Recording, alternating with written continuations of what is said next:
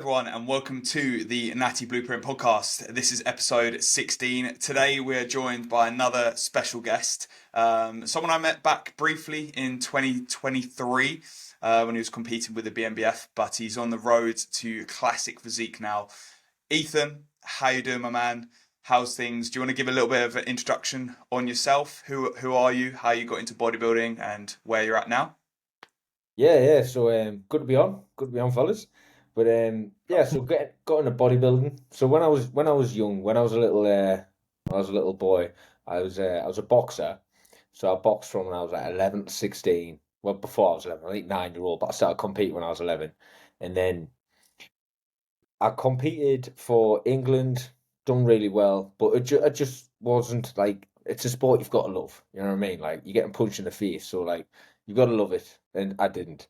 And after that, I was like, I was a bit lost, and then it was me old man got us in the gym lifting weights, and I loved it. Like I just absolutely loved it. Like the sort of you versus you mentality, and it was totally different to boxing, and it was just a nice fresh like challenge. From there, I just like to get in shape to go away for the summer. Like everybody knows why you get in shape to go to Ibiza, you know, and then when it took us years to like, I didn't even know there was natural bodybuilding. So like, I didn't know it existed. I knew bodybuilding existed, but I was like, I'm not gonna get into that. And then when I was like 26 or 27, I'm old by the way, so like I'm 30 now. Yep. When I was like 26, 27, I I was in Vegas, so this is a bit of a mad one, but I was in Vegas, and obviously I was like sort of on the session and partying and all the rest of it. And it was like the last night in Vegas, I was like sat at the end of my bed, and I'd always toyed with the idea of bodybuilding. And by then, I knew natural bodybuilding was a thing.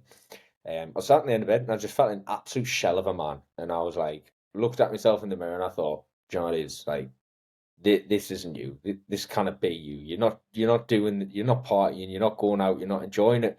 Like, don't you just feel like you're doing something for someone else?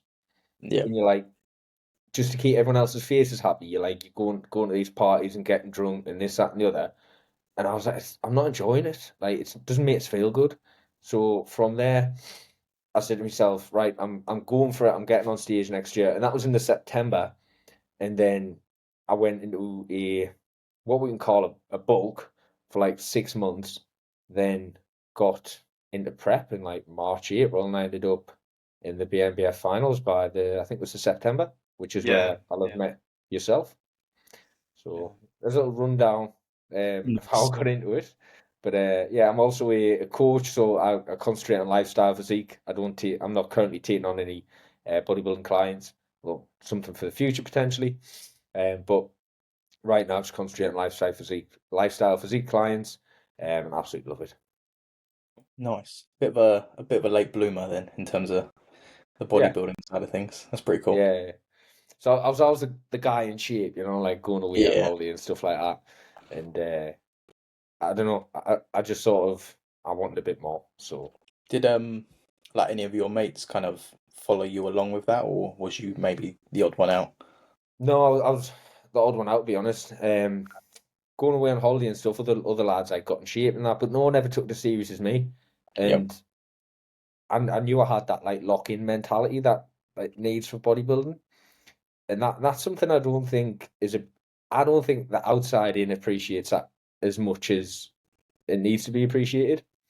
Is other sports, other competitive sports, they have like the seasons. Well, they'll compete, and then they'll have time off, and time off is time off in other sports. Yeah. Like this is life. Like bodybuilding's life. That's the thing. Like I'm a bodybuilder when I wake up in the fucking morning. I'm a bodybuilder when I go to sleep. I'm a bodybuilder when I'm eating dinner out with friends. Like everything revolves around the sport, and it's a massive, massive commitment. So whoever actually does commit and can do it properly, absolutely hats off to them. Like absolutely hats off. Yeah. It is kind of that next level thing, isn't it? Like most people, if you coach lifestyle people as well, like myself, like they might not necessarily appreciate it as much because obviously Mhm. their life is maybe all about balance or just trying to fit it into their life sort of thing. Whereas people like us, it's kind of let's do this 24/7. Like you said, the moment you wake up, you're thinking about bodybuilding. You're doing something in regards to bodybuilding, whether that's weighing yourself, taking pictures, eating, prepping your meals, steps, and that's all year round as well. So that's pretty cool. That's it. That's it. That's the thing. It's all year round. Like, because my brother's a professional boxer, and he's a really good professional boxer. He went to the Olympics. Um, I don't know if you've heard of him, Josh Kelly, but he went to the Olympics and he's boxed on the Riyadh season cards. He's like borderline world level, and I've been around that sport, boxing, and been around the top level like that and that, and it's weird was how other sports at the top level aren't as locked in as like an amateur bodybuilder It's who's Yeah, crazy. competing to become It's like a crazy. British level. It's like I look and I think like how are you not living like 24/7, just everyone like in it? But I suppose it's a bit different when you've sort of like went through a camp and then had your fight and you feel like you've been run over. You need some time off. But like for bodybuilders after come out of prep, it's just right now you're in the off season, it's time to build more muscle. Like there's no time off. I think Dorian Yates said it. Got asked after Olympia, or like, so when you having some time off? He was like, "No, back in the gym on Monday. I won't have time off." Yeah, it is yeah, crazy. You hear it though, like I think back in like the 80s and 90s, like bodybuilders actually took time off. Like you'd hear them, they'd just go off like cycle, they'd go off everything, they'd take like months off. But now it's like, there's one goal done, where's the next? And it's like, okay, cool.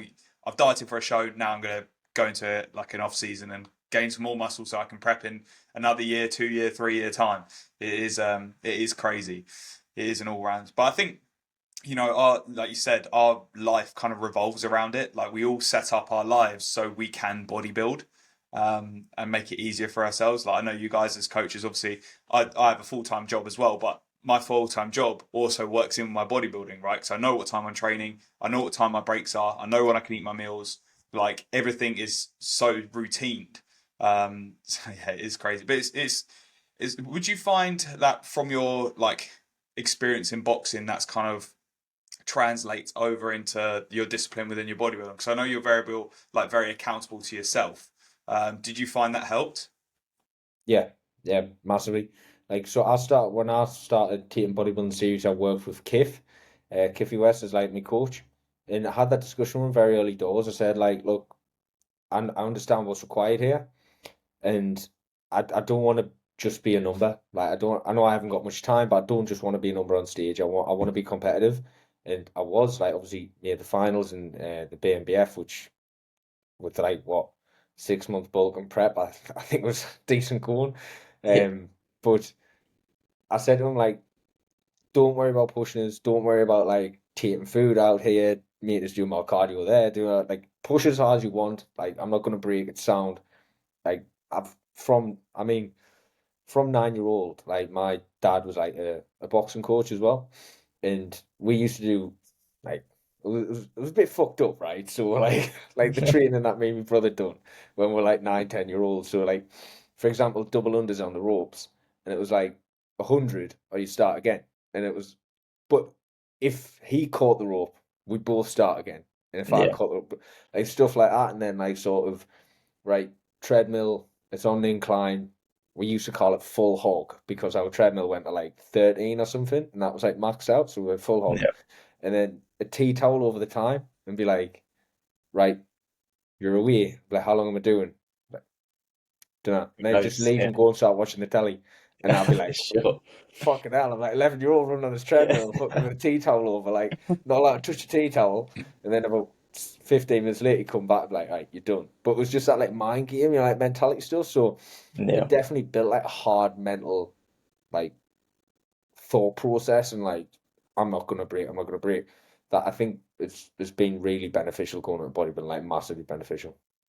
yeah. It's kind of like that. It's already taught you that kind of toughness and that grit that you Yeah. need, which is good. So obviously, maybe a little bit extreme, but it works. So Yeah. Well, now we see is like, look, like I knew I was getting you into a hard sport. I knew you were going to get punched in the face by other kids, like true. kids Yeah, at the time, like 11, 12 year old.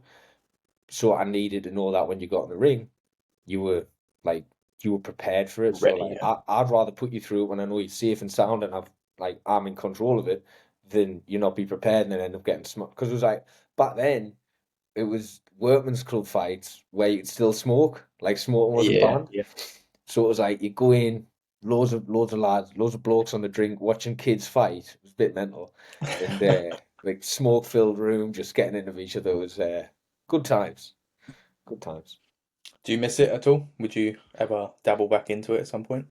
The fighting side, Yeah, a little bit. Like I mean, yeah, like the sparring and the fighting and stuff like that. The training side, not so much. Like I'm just not a massive fan of, like cardio and stuff. You know what I mean? Like I, I think it's because like I just love physique development. So for me, like these long runs and like grueling cardio sessions, it's like they're not needed for physique development. Like you can yeah, get a great physique without it, and it's just not something that I'm like massively interested in. I mean, like give us a pair of gloves and a gum shit, I'll get in the ring tomorrow. But like yeah. other than that, it just doesn't interest as much. Yeah, Gotcha. it is Gotcha. difficult because I boxed for a few years as well when I was younger. Funnily enough, boxing is actually what got me into the gym because my boxing trainer basically called me weak and told me I needed to go into the gym.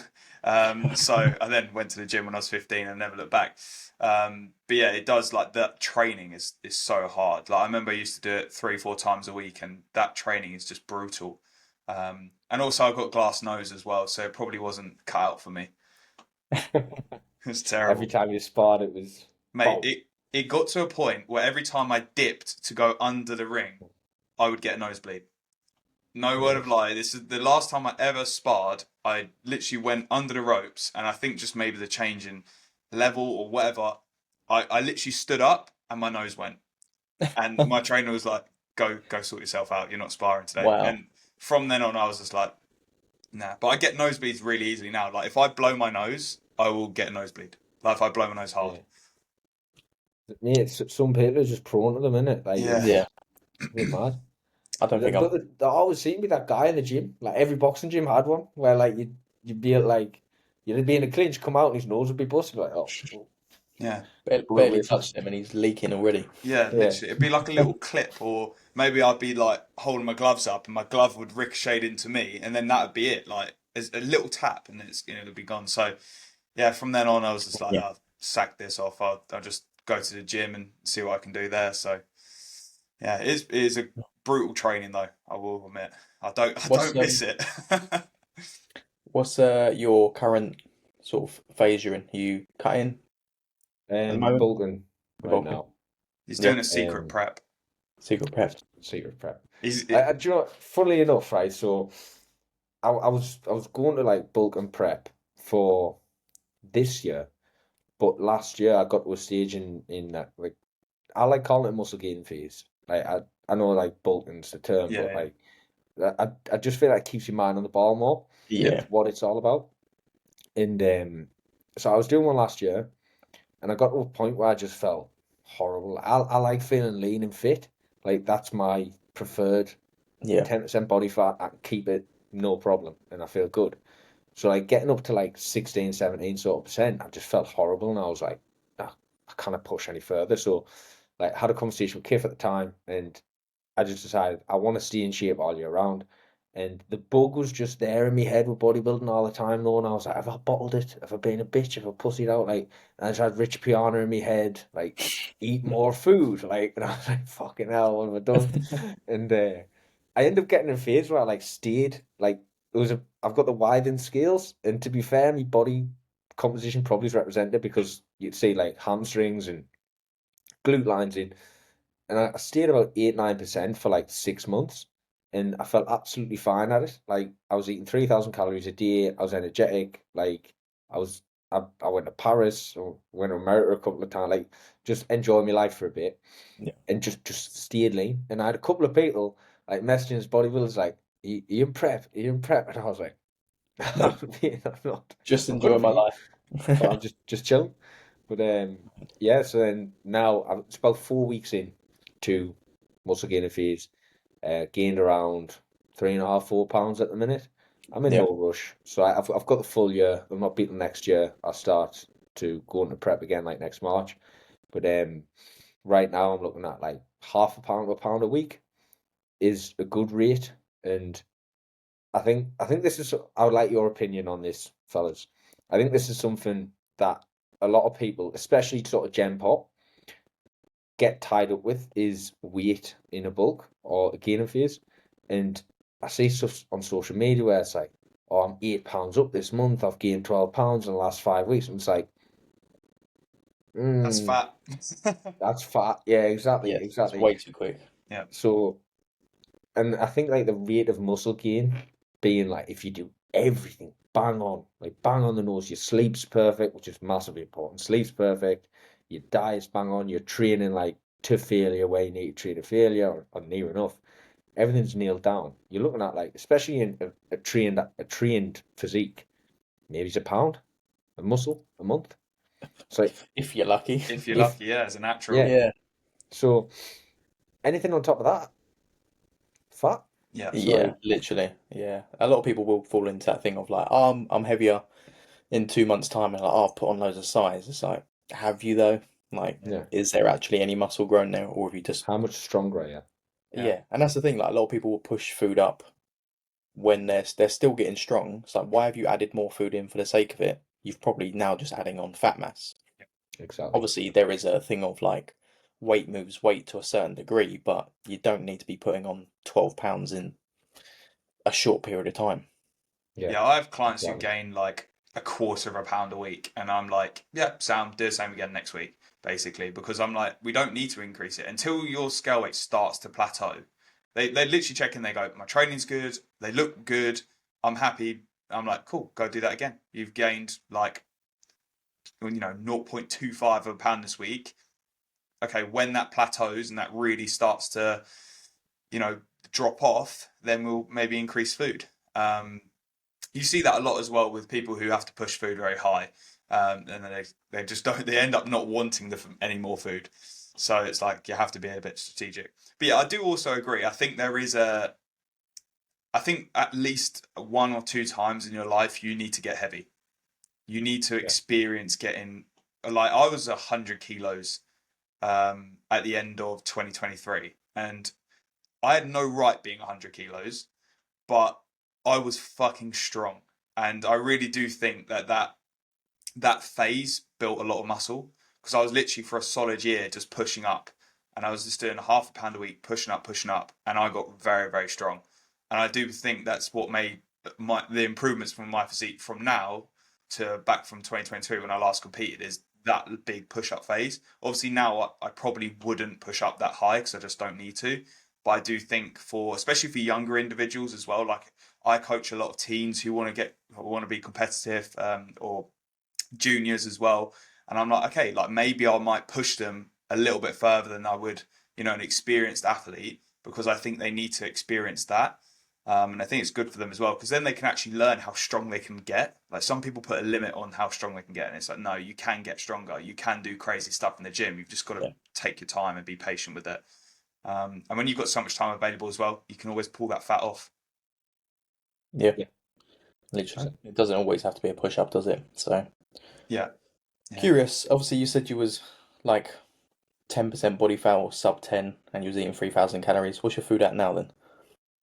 Not much higher. Not that So high? No. um, so I have like three different intakes. Yep. So I do legs twice per week. So Okay. on leg days it's 3,600. On standard training days 33, and on rest days 3,000. So when I was maintaining 10, it was like 2,700 on rest days, 3,000 on standard, 3,300 on Okay. leg days. So push up a little bit, not massive, but it's doing the job. Like Exactly. Yeah. do you know what it is? I've I have missed excess calories so much in the gym, performance wise. So for this 6 months, it was taking us like maybe it's 4 weeks to see a rep, and it was like Sure. so much of a grind, like week after week of just hitting the same brick wall and eventually getting a rep. And it was like celebrating like won the fucking World Cup because I got an extra dumbbell press, like fucking hell. But Yeah. now it's like every time you step in the gym, it's like a rep. And that's something that I think a lot of people need to get to grips with is rate of progression as well. Is especially when like someone hasn't went into a real gaining phase before, is so I've had clients where they'll check in, they're like, "Oh, I'm not really getting much stronger." And then like I'll have the conversation with them, like, "So what'd you get last week? What are you getting this week?" Like, I need to know what not getting much stronger means. And then it turns out like, "Oh yeah, I got like an extra rep on most exercises." But like, and I'm like, "So you are getting much Yeah, stronger.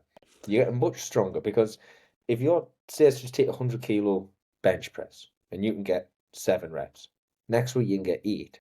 It's like it's like a 12.5% strength increase on yeah, that like exercise in that set. Like it's a massive fucking jump. So like I think that, especially as naturals, need to come to terms with like what a good rate of progression is, and not expecting to 100 kilo this week, 105 the next, 110 it's never gonna happen. Like yeah, you're not the yeah. Hulk. You're not getting angrier and stronger every time you get in the gym. Exactly, yeah. I've got a client, he's very hyper focused on the numbers, and he'll voice note me after every single session, be like, "Oh, it wasn't a great session." And then he gets towards the end of the voice note, he's like, "Oh, yeah, I was up a rep on this." I'm like, "The session's fine, like, you're chill, like, calm down." Yeah, And it's just getting that into his head, like, he's expecting, like you said, 5 kilos here and there, or whatever it is. But as long as you're getting a rep up here and there, sound. Absolutely sound. exactly. If you can take a rep on one exercise in a full session, Yeah. you're going well. Like you're getting Yeah. You, stronger. you do that over 12 weeks. It's going to Exactly. be insane. Exactly. I would also ask, like, if a client sends me like, "Oh, I'm 4 reps up this week or 3 reps up," I'm like, "Okay, how did you train last week?" Because Yeah. you obviously wasn't hard enough. Like, if Yeah. you're gaining, like, if you can put 5 kilos aside every time you walk in the gym, or you're gaining 3, 4 reps, I'd question your training the week before, 100%. I think like Yeah. it gets to a point where you get to this like peak performance threshold, which is what kind of I like to call it, where it's like you're only going to snag a rep here and there throughout sessions.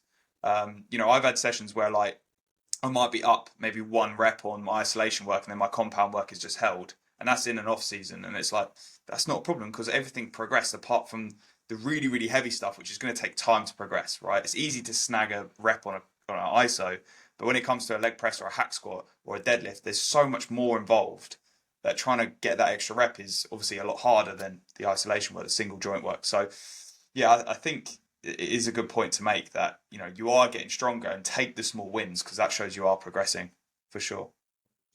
I Definitely. mean, on those bigger compound movements as well, you think like not just muscular strength, but the CNS throughput you need to actually achieve that extra, a full rep. Yeah, It's a Yeah. massive amount, especially if you're getting, say, working in a 6 to 8 and you're getting a 6 to get that 7 and then 8. That's a big strength increase there.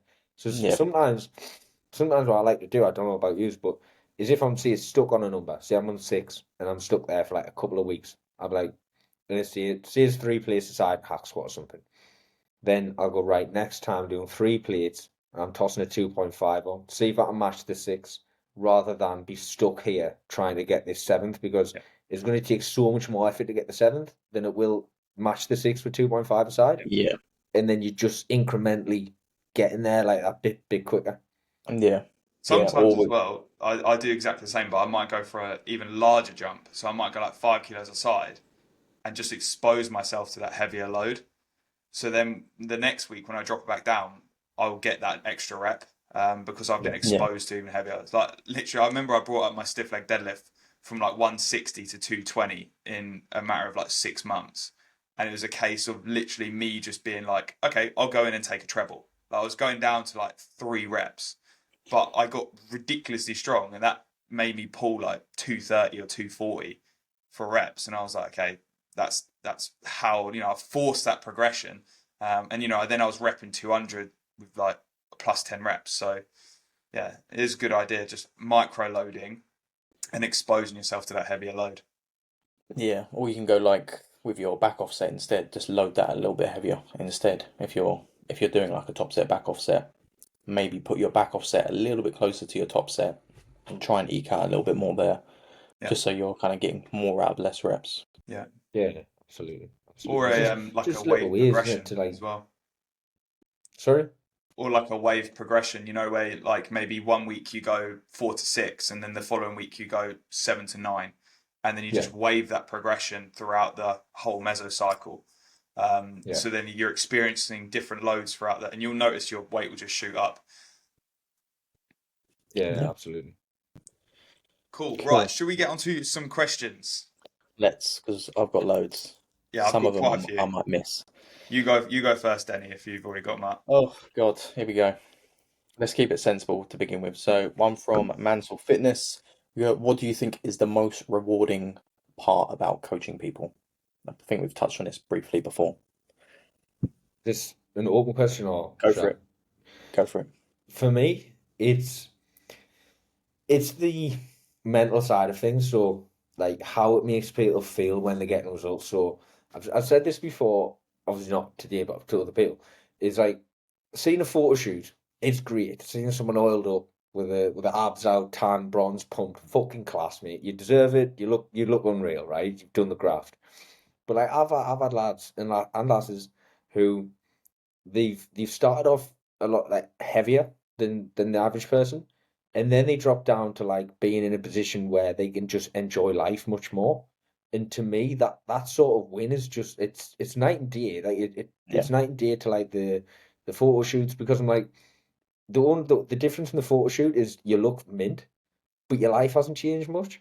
But Yeah. being able to take someone from being in a position where they can't do things that they'd like to do to then be able to go and enjoy that life properly and then get that message. I'm like, I remember sitting reading the check-in before and I actually got full, like emotional reading the check-in and I was like, this is why I left engineer. I was an engineer and I went full-time coach and I took a big pay cut when I'd done it. I think I took about a £1,200 a month pay cut when I'd done it because I didn't have many.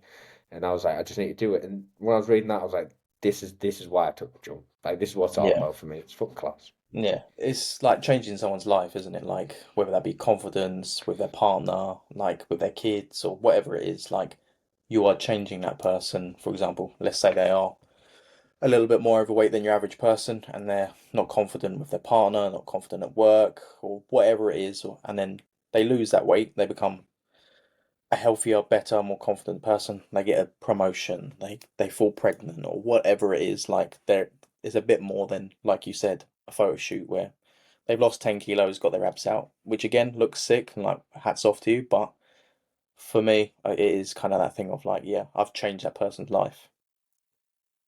This, I think, the same as well can come into it when you talk about like taking first timers through preps.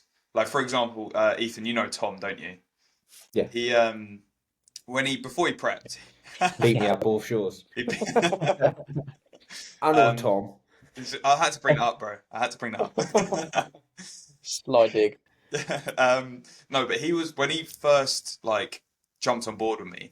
He was like a bit on and off it in terms of like with the diet. He was like went to the gym and like chucked some weight around and stuff. But then after he competed, he like really locked in, and it was like seeing a new passion for him, and like that was really fulfilling. So he was like this is what I want to do. Like I want to get good at this, and just to see someone's desire as well, that is like a really nice. And I know like he loved prep to be fair, so he because he's a nutcase. But yeah, like that to see that. I think Denny, you were very much similar, weren't you? Like after last year, Yeah. even though it wasn't, it didn't end up standing on stage. But like after you came out of prep and you looked at it in hindsight, you were like, yeah, this is what I want to do. Like Yeah. this is where I want to go. Especially Um, with like the person that I was pre-prep last year as well. Like I wouldn't really consider myself a bodybuilder back then, like 2 years ago, year and a half ago. But it is literally my life now, and it's in terms of coaching as well. It's definitely helped there. So yeah, it just opens your life up a little bit. it makes you feel I like you've think got a purpose. It's weird. Bodybuilding makes you feel like you have a purpose. it does, yeah. Like it's such a crazy thing, but like I think as you touched on it there, like Denny, you said it helps with the coaching side of things as well. Yeah, Is one thing for me is like being like a lifestyle coach and being as when as far as got on stage. Like one thing that's great is that no matter how hard like I'll push a client to get in shape, I know I've been there or more. yeah, Like when I'm hungry, I'm tired. Like you can resonate with it on a different level. So like, yeah.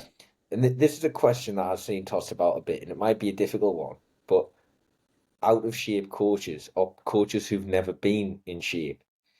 Like, I mean, It's a difficult one. it's a difficult one because for me, Yeah, I'm like, I'm not saying that you're not going to be a good coach. I'm not saying that advice that you're going to give isn't going to be good and But it's your that plans aren't going to work. respect from the client where they're like, "Why are you telling me to do this when maybe you can't do it?" But again, it's It's that understanding more than anything yeah, else is when a client checks in and gives you this like the struggling. Having been there and done it is a different ball game to right. So I'm reading the book on how to deal with this, like because I've never done it. Like it you can just resonate different with them. It's yeah, totally different. Yeah, and I it's completely agree.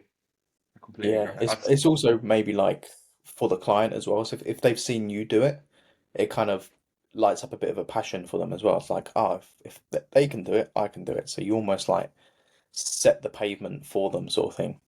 Yeah, you lead by example. Like Yeah, Yeah, I think as a coach, you can't ask someone to do something you've never done before.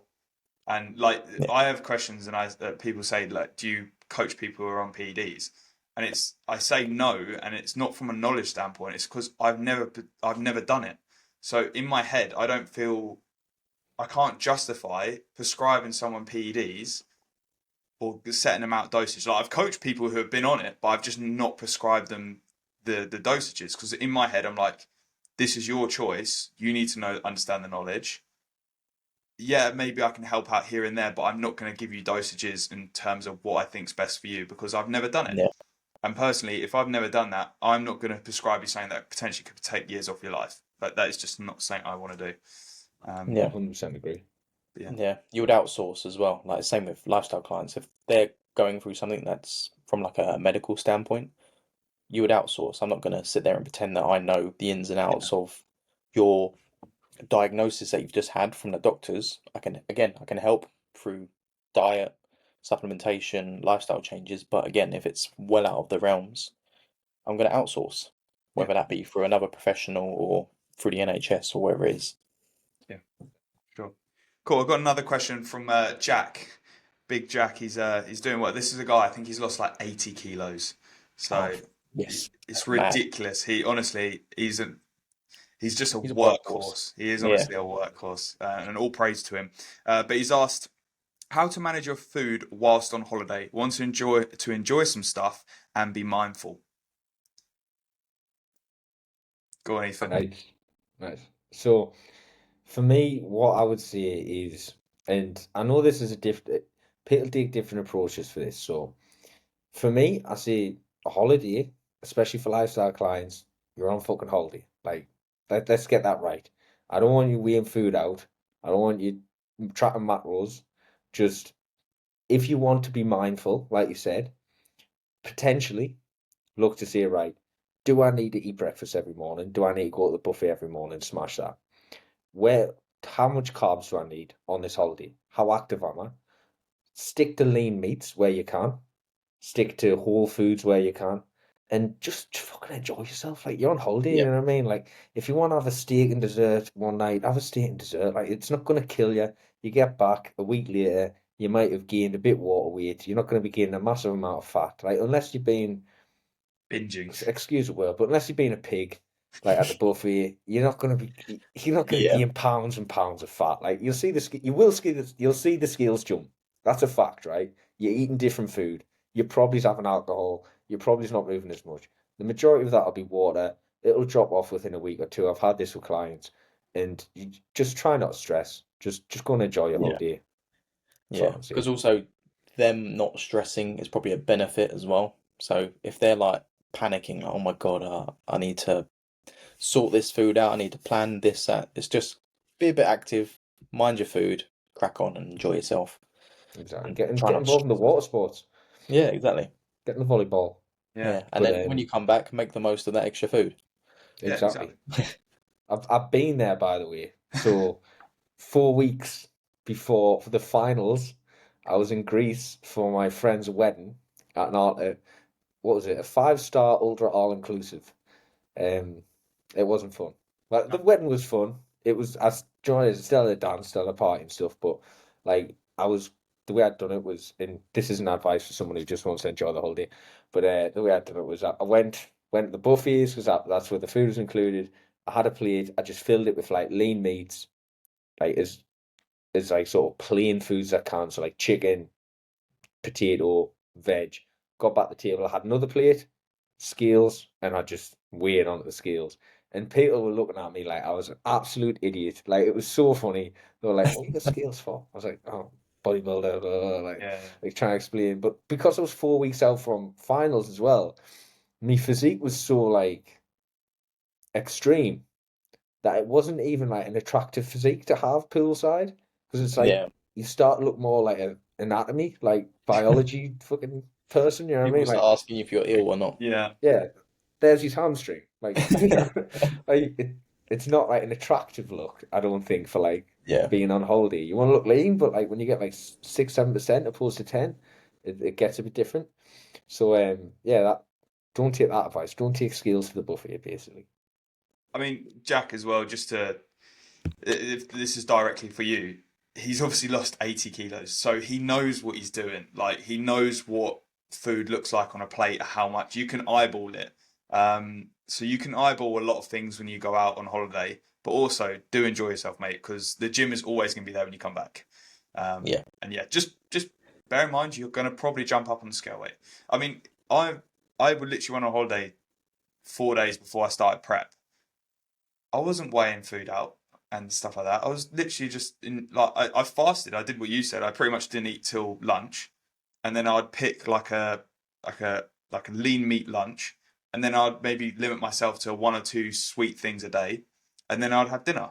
Was I hitting my normal macros? No, but I enjoyed it. I had different foods. I come back, I was a couple pounds heavier, but they went off in a couple of days, so it doesn't matter. Yeah. Definitely. I've got another question from Al Adventurer. He's asked, "What's the best piece of life advice that you've received, Ethan?"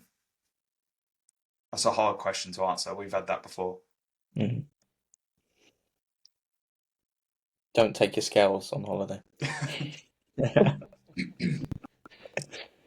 Do what you love to do, and don't care about what other people think. So probably is the latter being the more prominent one there, is don't care about what other people think, in terms of, if you enjoy doing something and you want to do it, don't give a shit. So, for example, I'm currently like recording every day in the gym for YouTube, and I'm doing like the road to the classic natural classic physique. And my goal this year is to post 365 long form contents on YouTube. Nice. And you get looks when you're filming in the gym. You get looks. You talk to a camera. Sometimes you feel like an idiot. You know what I mean? Like you stand there talking to a camera. There's someone next to you, and they think, this guy's fucking screw loose or whatever. And I've had shit off some of my mates as well, like giving us shit like on WhatsApp, this, that, and the other. But you know what? That's what I want to do, and it's a goal of mine. I enjoy it, so just don't care about what other people think. If you're enjoying your life and you're doing you, a lot of people get trapped inside their own heads and don't actually become the person they want to be, just in case they're judged for being that person. And Yeah. you got one life. You're missing out on the life you want, because that person down the street might think it's a bit weird. Fuck that person. You know what I mean? Yeah. Yeah. I rate that. That's a great Yeah, answer. just be yourself, like, and enjoy what you love to do, and you'll find Exactly. that your life will excel.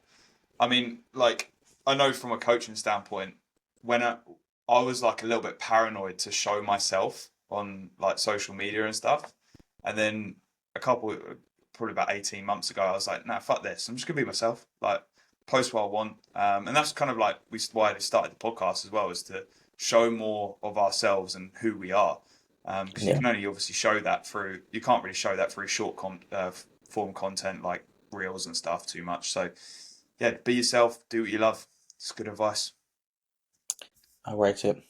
I'm gonna flip it on its head now. So this question is from someone familiar. Is it true Coach Kelly has a 9-incher? That is true, actually. Um, We will not be showing that on the podcast. camera's not big enough. Nah, it's lies. It's lies and deceit. Who else that? Oh, I wonder. I wonder. What's your last meal before we're being executed? This is from Andrew T. Maxwell. I don't know what we're being executed for, but we are. I've got some questions that we'll probably get Weighing your executed food for. at the buffet. So his last meal. It's a hard one, you know, because Yeah. like I eat the same meals every day. Yeah. Do Like, start a main dessert. first thing I went in my head was like sourdough eggs and turkey and avocado. The starter, uh, there's too much because I don't eat much different. There's too much on this out there. But a main, do you know what? I love pizza, right? I love pizza, and it might be a boring one, but it'd either be a pizza or like a T-bone steak. But I think a T-bone steak, you're always gonna be like, you're gonna be steak full, aren't you? Like where you think, fucking hell, can I finish this? Yeah. Um, but dessert, cheesecake, Yeah. cheesecake for dessert, 100%. Love a cheesecake. Um, and starter wise, probably something Italian. I don't know what. Oh, actually, I like Indians. You fucked us here. I love Indian cuisine. Yeah. Always a nice curry, you know. Always a Yeah. nice curry. Yeah. Mine would probably be a curry. I love a ruby Look at berry. Yeah. Denny. He's 10 weeks out. He's like, I want a Oh, curry. curry. Nice. You two boys are on prep. This isn't a good question to be asking right now. Yeah. I At don't know. what stage are your Instagram explore page going to just be food? Yeah, it's getting there slowly. I'm only I two mean, weeks in, so it doesn't bother me. at this point, you'd probably just eat anything, wouldn't you? But yeah, probably a curry or a big fat Domino's pizza. I've not Domino's in ages, you know. But That'd be me. Domino's tonight. Yeah. Oh, dear. Okay, if we're going to set the tone with Andrew T. Maxwell questions, we might as well ask a few. Would you get your foreskin pierced for £1,000? You could take it out straight away. yeah, 1,000. Yeah. yeah. I've had other stuff pierced. Um, and you don't even need your foreskin, so fuck it, give us a Give it away. chop the fucker off if you want. Jesus Christ. I've had Yeah. my nipple pierced. Okay. So that was an experience. That is. Took like a trooper to be fair, because the guy was like, "It's gonna hurt, so if you make like noise and that." It's like, "Is that a challenge? Is that a challenge for me?" I was Challenge accepted. I got both done. like, "Foreskin." I Yeah, mean, I'd take yeah, the gun. probably. If we can take it out straight away, because that ain't staying in. Yeah. How'd you piss? Yeah, that's an interesting one. At least you can take it out. I'm doing it daily.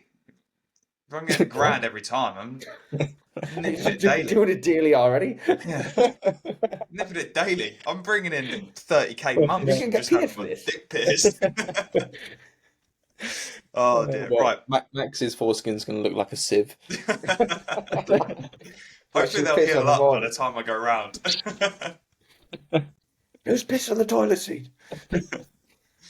Okay, Abigail has asked one thing you did this week that was out of the ordinary. Nothing. Yeah. Went into Tesco's. Well, yeah, Out of the ordinary. I don't know. Probably nothing. Every day is the same at the minute. Posted a reel on Instagram saying that me tits felt like a balloon animal. If that balloon animal was Lisa Ann's tits after chest here, that probably is not ordinary. Oh dear. Be yourself, guys. Yeah, but yeah, definitely. She's also asked, deep into prep, would you try keep carbohydrates high and sacrifice some protein, or the other way around? The other way around. Yeah, I wouldn't sacrifice protein for carbohydrates, and also if I you're, guess it depends how much, though. yeah, like, but if you're, And it's it probably depends like how what? much and for how long. Yeah, Yeah, So if it was say one day and that day was going to be a refeed, but you want to keep your calories relatively in yeah, control, then I'll probably sacrifice protein for a bit of carbohydrates just to get glycogen stores back up. yeah, If it was for like a constant period of time for like a week, no, I'd be Yeah. keeping the carbohydrates down, protein high.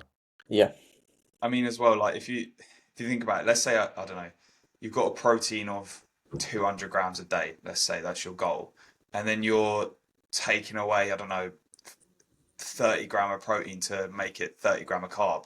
You're not going to feel any better by having 30 gram of carb. Like no, it's not going to make a difference. So no, I'd no, just keep it your same balance, really, in terms of ratio of macros. Yep. Sacrifice fat, some extra fat for some more carbs and all that, especially for a limited period of time. My hormones would be in the bin. I Tenants need will go. 40 grams of fat minimum. Otherwise, I just know, like, I turn into a female. I'm just thinking I can get double carbs hit for the amount of fat, though, can't you? Yeah, True. Zero fat. Zero fat. Extra 80 grams of carbs. Come on, man. Absolutely. What else we got? I've got Some one of more these are a question bit from sus. Abigail. Should I ask Go on. that? She's asked, you can have a superpower, what would it be?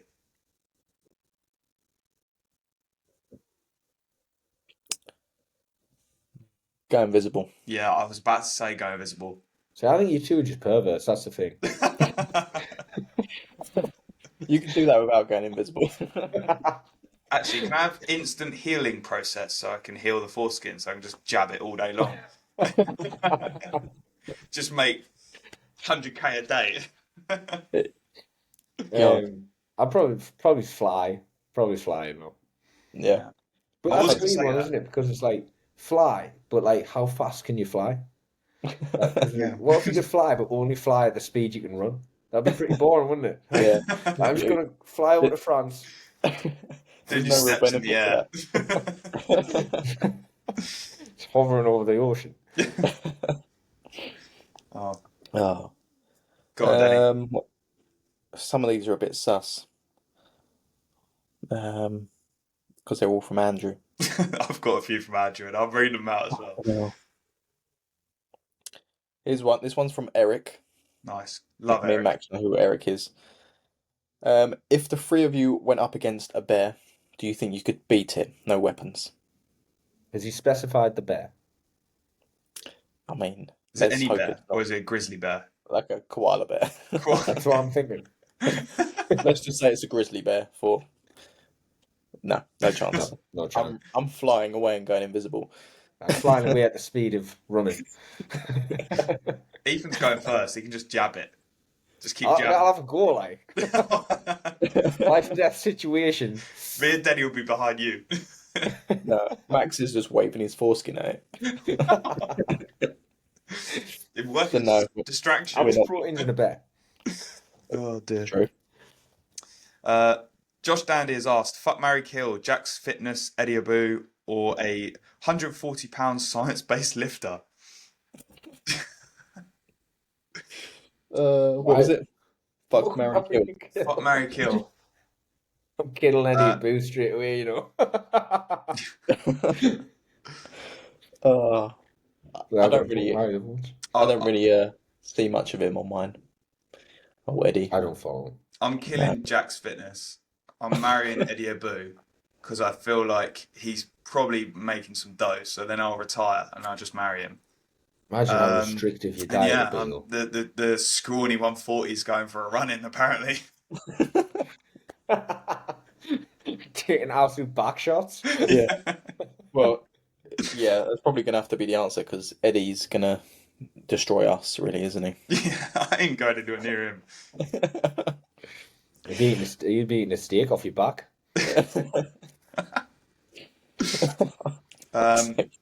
Andrew's on the odd one today with foreskins.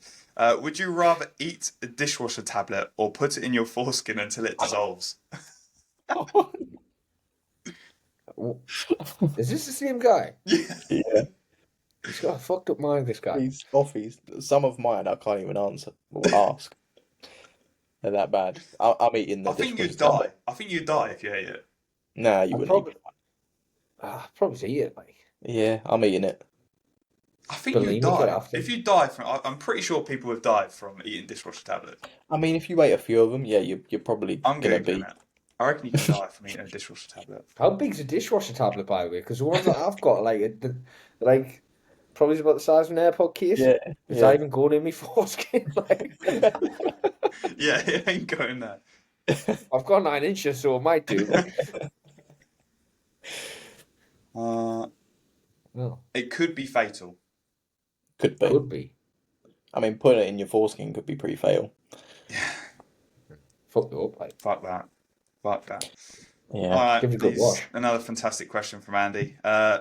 7, 14, 21 beers, wanks, and miles ran.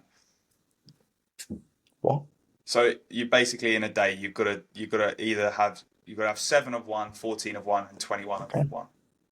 What were they again? Beers, wanks, and miles ran. 7 tugs. Because after that, realistically, Yeah, how much is a fella going? Can I make it to 14? Like it's a probably big, not. it's a big ask. Like, fucking, I'm tired, boss. I'm tired. I'd have 14 beers and run 21 miles. Because if I had 21 beers, I'd be absolutely fucked. I wouldn't be able to run the I 14 don't think I miles. could Or run probably even have the 7 14 miles. miles. I'd probably go 21 beers and 14 miles because I couldn't run 21 miles. Yeah, I don't same. think I'd drink 21 beers. I think Yeah. 20 beers if you woke up in the morning and literally started. Yeah, if you spaced them out well, Yeah. you'd probably do okay. Probably do it. Maybe. I don't think I I've know got Andy anywhere could do it. close to that. A tug every beer. Hey. Chug Otherwise, them. you might not be able to complete the tugs. That's the thing. True. You have to 15 beers put them in. in between. Yeah. Denny, you've And got then any more run. questions? This is a more serious question we've taken. Welcome to the podcast. This is the Natty Blueprint. This has been the most educational one so far. This is I what think. we got all last podcast. I asked people to ask questions, and this is what we got. Oh dear. Well, we're coming up. Here's a question. Go on. What's your current macros? I don't know. No, Training you don't know day. your current macros? You Go don't know on, that. Denny, you'll know. Training day, 300 carb, 220 protein, 45 fat. Rest day, 200 with 55 fat instead. Yours? I'm on like Oh, you 3. said yours, didn't you? Yeah. 36. I'd Yeah, have to look at my sheets. Max just doesn't know.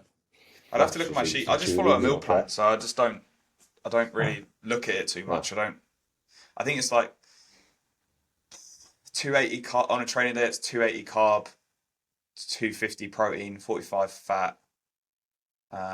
Rest days it's like 160 carb, 60 Ready. fat, maybe 225 protein. 160 carb. I have to diet hard though. Like I can't diet on high food. It never works out well. Like when I was pushing up at from my pre-prep to now, that gaining phase didn't go much over 3,000 calories on a training day. I just have to always push it a little bit lower. Yeah, I'm a food pusher. Like, Yeah. but end of last gaining phase, I was on like 4,500. So that was Yeah. What's your height and weight? I'm 6'4". No. 10-inch penis. 290 pounds. Women watch this podcast, yes. Loads. No, I'm like 5'9", and I'm currently 170 pound. Okay. So, I mean, So that's battling weird, the last. I've been up to nearly like 100 kilos and I've never had to push food over 4,000 calories. Sure. I don't know. Like I just. This was when I was like 190 pound, and I was just staying 190 pound, not moving, Yeah. going up, and like so pushing food hard, and the thing I don't like eating shit. Like I genuinely don't like eating like bad food. So a lot of it was really good food, and when you have that much really good food, it's fucking lost. Yeah. Like, You miss a meal and then you're It's catching it. yourself all day. yeah, I mean, there's loads. There's loads of food. Like you get to the point where like the rice, it's just like, how much rice can I eat? Cream of rice is a little hack there. It's a bit easy to get down. Yeah. But yeah, it gets. I'm seeing really good food. I ended up getting a point when I was eating like 3 square bars pre-workout, which was Cool. I had a Ford Fiesta at the time, and the door pocket was just square bars. I think Those I had like square bars. 130 of them in there. I counted No them. way. Mad. It was actually like hard, so I was having to like push down and like get another one in like the side. It was becoming like a solid base of square bars. Rappers. Jesus. Yeah. Okay, cool. But Denny, have you got any more questions? There's loads. We'll be here all Yeah, day. we'll Otherwise, be we're here all coming day, up and to I an don't hour. think Ethan probably appreciates all the random questions from Andy. So we'll move on. Andy will answer them in the next podcast. That's enough of your immature questions for now.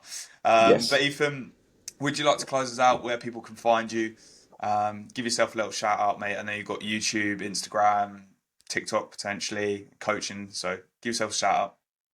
Yeah, so on YouTube, if you want to follow the journey to stage next year, as I said, I'll post I pretty much post everywhere out.